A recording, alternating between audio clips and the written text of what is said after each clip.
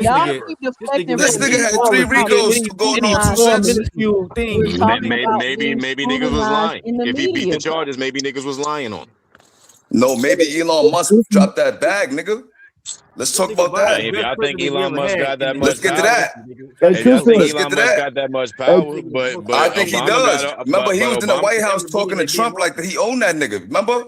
I They mean, said yeah, that true. nigga Well, trillionaire I mean, now. that's not what's going on right now, clearly. But You know why? Because they say, yo, you gotta fall back, bro. Like, I mean, for everybody to catch on. But look, Obama has been in Obama has been in Bill Gates' pockets from the jump. You know what I'm saying? That nigga's All right, been but Bill Gates been never one of was his in the White biggest House donors. in the Bro, Oval that's Office called talking to politics, dog. Obama like They was he's on like. them flight Politics, logs together. If you ain't trying to run for They your was on local them office, flight Hold logs on, let me you together. say ain't one thing. Let me politics. say one thing, and I'm gonna let you cook, Sin. Bill Hold on, Gates let me is say worse one than thing. a I'm gonna let you cook, Sin. politician. One mic, Bill y'all. One Gates mic, is worse y'all. than a politician. I'm just Yeah, saying, 'cause right? Imagine Jay-Z went into the White House and was like, yo, Obama, what's up, nigga? Like, when you gonna pass these drug laws, nigga? And then we just laughed and joked about it. Like, this nigga was fielding questions in front of Trump, cutting him off and answering questions, bro. What's up Who with that? was? Elon Musk. I mean, that's all well and good. I Yo, get Elon that. I Musk, know. they had a I know battle. it's a lot You of know what I'm theater saying? going on in the White House. Like I don't expect. Man, I don't take a whole lot man, serious going Elon on out Musk, of he's there. autistic, bro. But ain't Elon nothing Musk is just funnier. stealing money Ain't from the nothing taxpayers like funnier the than a rest of these fucking motherfucker. crooks. Ain't nothing funnier than a motherfucker sitting here acting like Obama's a hero. Like just because a nigga put on black skin, y'all forgot the Yeah, house is hero, but still just like white. you're the best Hold president on, we ever hold had. on. You two, let's Let me go. talk. No, his Let job me ain't to talk. be a hero. His job is to You run got the the Let me floor, country. talk, because Sin, niggas, because I niggas, niggas sat up here slandering me, smoke acting for like you, I'm not Sin. smart, Run the country, acting not like to I'm be not a smart and I don't know hero. my enemies. Know what I'm saying? Hold So on, hold on, hold on, No, hold go on. ahead, Let Sin. Sin, You got the floor. hold on. Let Sin head the floor. Hold on, let him do his thing. So, first of all, this same nigga with them strong ass shoulders that y'all talking about, that y'all trying to claim is the black woman of all of America, right? This same nigga, I'm gonna say nigga, because I believe White Boy was on to something, and I don't think that calling somebody who you think to be a man is a racist thing. I think he just made an observation about that boy's shoulders. However, I watched this Michelle Obama not only campaign champion, not for black women, but for LGBT niggas, the whole fucking presidential terminology. For Yes, because one, they paid money. They Oh, gave she got money to them let niggas children, so me they can finish. Sin. campaign and get them Let me She got elected. finish. kids, Hold Sin. on, She let me got finish, and I'll let children. y'all have the floor. Cause I'm defending me right now, because I let y'all talk shit about me for a minute. Like I was a coon, I needed leg warmers and all this other shit. So let me make sure I'm gonna take all the leg warmers that you got for the motherfucking show after I land these points. I watched this Michelle Obama sit here and take a little boy by the name of whatever Dwayne Wade's son name is, and sit up here in front of all of America and call that little boy a girl. So if that little boy could be a girl, how come that grown-ass man can't be a man? Or what you think is a woman can't be a man? Yeah, And we say Zaya. you're supposed to be offended by that, but you'll defend her or him calling that little boy a girl. When did this How come there was happen? no I ain't never outrage when seen he this. did that? I gotta see It footage of this was to believe outrage, it. How come nigga. there was no outrage? It was outrage, nigga. But you sitting up here cool with a white man disrespecting a black There woman was no at the White outrage, Sin. House. Stop Nigga, that line. I don't You care ain't if a no white, I don't care if a white man says anybody of any color look like a man. If it look like a man, it's a man. That's yeah. not racist. Okay, so you know how That's many not black fucking women? racist. You know how Y'all many niggas black think too women? emotional. You It's know how always many they black? after me, Bro, they did after you see me. the Oh, man? You know how many Have black you seen the women younger got that pictures of play her, dog? basketball? That's tall, shoulders, he, all he, that he kind ain't of say shit. all the Nigga, NBA. it's He a ain't say the woman, whole nigga. It's a WNBA. woman though. It's a woman at He the ain't end of say the the day, nigga. WNBA. He said And she a Michelle black woman. Obama, All a right. woman with children. You never seen a pregnant picture from this nigga, but you sitting here I campaigning seen a about it pregnant being a picture from woman. and none of the Yes, you first have lady. seen pregnant pictures of her. I This is where gross. Some shit where just not worth being emotional about. Where, man? My third eye wide open, man. I don't fall for this theater. I don't give a fuck about none of these celebrities. Anybody on these flight logs could die, as far as I'm concerned, nigga. Plain and simple. So when we talking about that, Yeah. I don't lend no sympathy to motherfuckers who drop bombs on kids and fuck them and eat them and everything the fuck else.